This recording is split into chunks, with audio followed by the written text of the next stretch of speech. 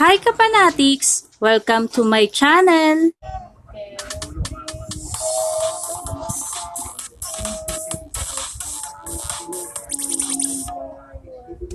Asia Pop 40.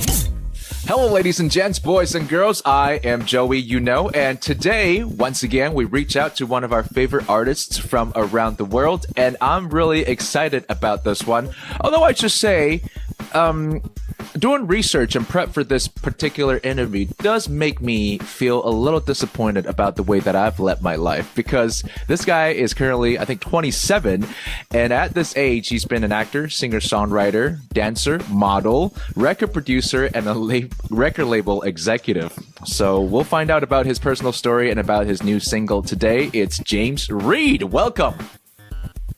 What's up? I'm good, Hey, Joey. man. How's it going? I'm very well. You're currently in Manila in the Philippines? Yep. Okay. I've been How's here all of 2020. all of 2020 and hopefully not all of 2021, knock on wood. But the year's been going big for you. You have just dropped a new single. You are planning on a new album, and your record label, I think, recently signed some new artists. So I'm sure you are waiting, on different stages of how to, properly announce this. But let's go slow and let's, backtrack a little bit from the start. You were born in Australia and then moved to the Philippines when you were very young. Is that correct? Going that far back. Okay. Yeah, I was born in Sydney. I'm half Filipino, half Australian. I moved here in 2010, towards the end of 2009. And yeah, from there, I'm not sure if you know the story, but I joined Pinoy Big Brother, the reality TV show. Yeah. And from that point on, I don't know, it was like a snowball effect. I got into acting. Yeah. And from there, I did a lot of performances, and I learned to love singing and making music. Eventually, I went into producing music, and I created my own music label. And only recently, about 2019, I went completely independent. So I've been managing myself. I've been running my own music label, and now currently have a roster of artists, about 6 artists.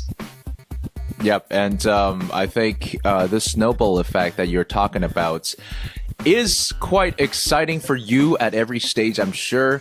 For us looking from the outside in, we're just wondering, what is driving you, every step of the way, from Pinoy Big Brother, which is a show that ran for almost a year, and you went through a lot in this show, and then to a couple of back-to-back really successful movies, and then it just kept going. Did you feel like, it was too much, or did it just kind of happen naturally for you? What's been driving me? I think there was one thing that when I was in the Big Brother house, because if I was to ask my 16-year-old self before I went in the house, or if I was to tell him, the things that you're about to do after you do this show, I would piss my pants. Honestly, I would never imagine in 100 years that, this would be the path that I'm going to take in life. I was actually planning on becoming a chef.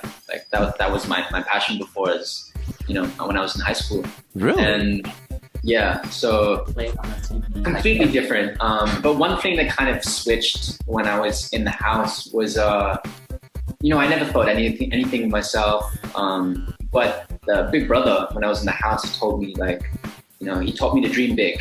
Yeah. And ever since then, every time I realize one of my dreams, they keep getting bigger.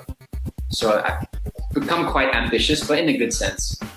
Okay, wait, so I think at this point we should probably take a break and explain to people outside of the Philippines what Pinoy Big Brother is. So Pinoy is kind of a word that the Filipinos often use to refer to themselves, is that correct? Pinoy is Filipino. Okay, and what is this Big Brother show? Probably explain it. It's a reality TV. It's a reality TV show. So basically they get a bunch of kids to live inside a house together, full of cameras, no privacy, and pretty much they just let things go, run wild. It's not scripted. It's pretty much they just throw a bunch of kids in a house and then see who fights who falls in love with who, that kind of thing. It's a reality TV show. So I kind of just stumbled into that show. Actually, how I got into the show is a completely different story. But I somehow won the show, and I'm really grateful. It terrified me, but it forced me to like really get out of my shell, and I started to tell myself, you know what, maybe you can do acting, maybe you can like be a singer, maybe you can do all these things, maybe you can perform in front of thousands of people. So it really changed my perspective. Do most of the kids who go into this show, do they end up in the entertainment industry? Like, is that what the show drives towards? Yes, they do. Not everyone, it's not for everyone, but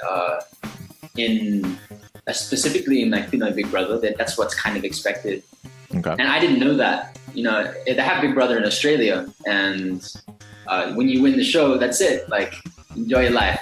Yeah. But okay. here it's different, so I just got introduced to this whole world, and it was, culture shock. I just came from Australia, so. Yeah, no kidding. And how do you score points? Like, how do you win the show?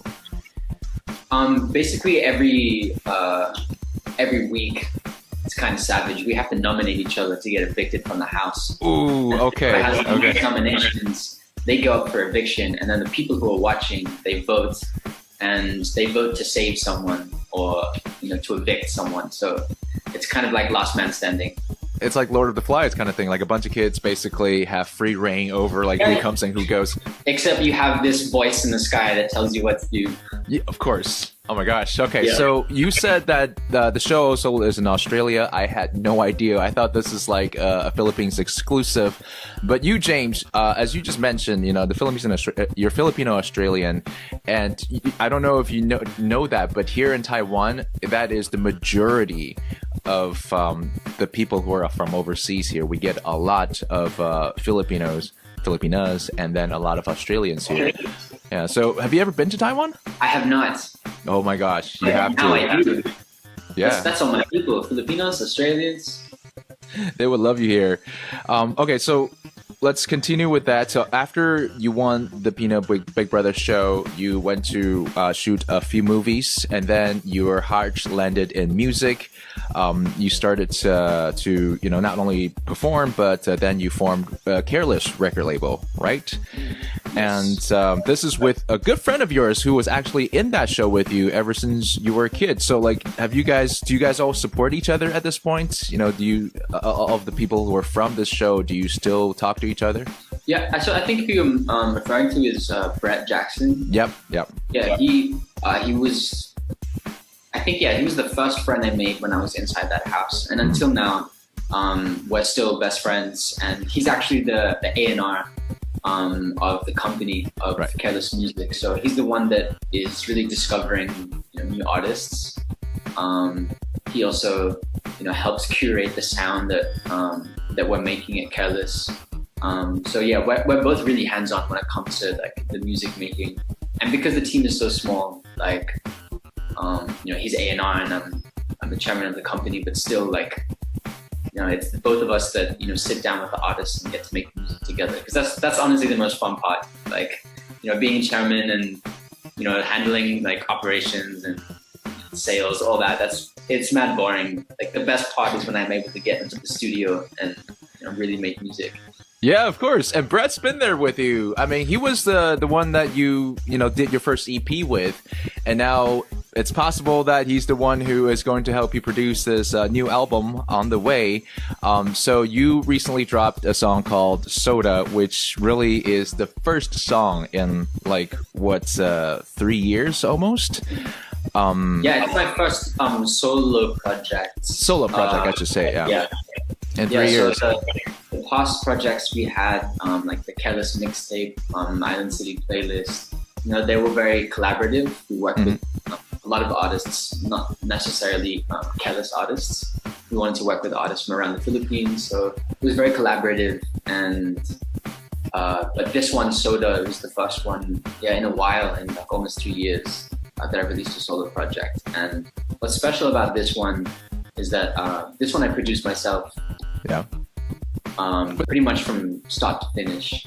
Yeah, I created the song, and then as soon as I made that that lead, instrument that comes in the beginning, I was like, oh wow, this is going to be a good song. I have to finish this. And then I had a guitarist come in, a bassist to give it a more live feel. And yeah, the whole process only took like 3 months from when I first made the song to finish writing it, to finish creating the song, to releasing it. That was only November last year. Please subscribe to my YouTube channel at hit